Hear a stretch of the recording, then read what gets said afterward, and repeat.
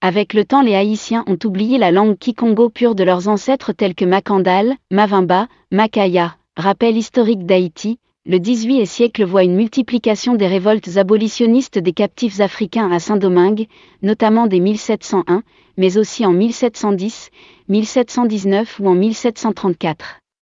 Des offensives encore timides, pour l'essentiel, qui sont rapidement circonscrites par les forces de répression coloniale. Mais à partir de la seconde moitié du siècle, la longue suite de révoltes antérieures accroît considérablement l'expérience de lutte des Nègres Mahon, dont l'une des premières grandes figures se nomme François Makandal.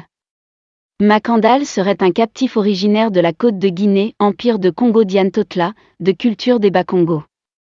À la tête d'un important groupe d'esclaves fugitifs, il opère durant des années des raids incendiaires sur les plantations sucrières du nord de la colonie, faisant nombre de victimes blanches, et surtout occasionnant d'importants dégâts matériels. En décembre 1757, après une attaque victorieuse de l'habitation Dufresne à Limbé, les hommes de Makandal célèbrent leur succès toute la nuit.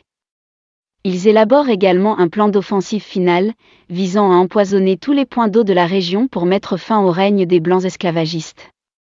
Trahi, François Makandal est arrêté. Il est jugé en janvier 1758 et condamné à être brûlé vif. L'exécution de la sentence a lieu publiquement le 20 janvier 1758. Sur le bûcher, Makandal aurait encore défié le système colonial, devant une nombreuse assistance ébobie. Makandal affecte une sérénité saisissante, proclame ostensiblement qu'il est immortel, qu'il va se métamorphoser au contact des flammes pour renaître de plus belle, afin de vaincre définitivement les Blancs. Cette scène mémorable du bûcher de Makandal s'imprimera dans la conscience collective des esclaves africains, d'où beaucoup parmi eux puiseront des ressources spirituelles insoupçonnées, en vue de surmonter leurs conditions inhumaines. L'esprit de Makandal imprégnera ainsi de nombreuses autres révoltes abolitionnistes de captifs africains jusqu'au temps de Boukman, vers la fin du XVIIIe siècle.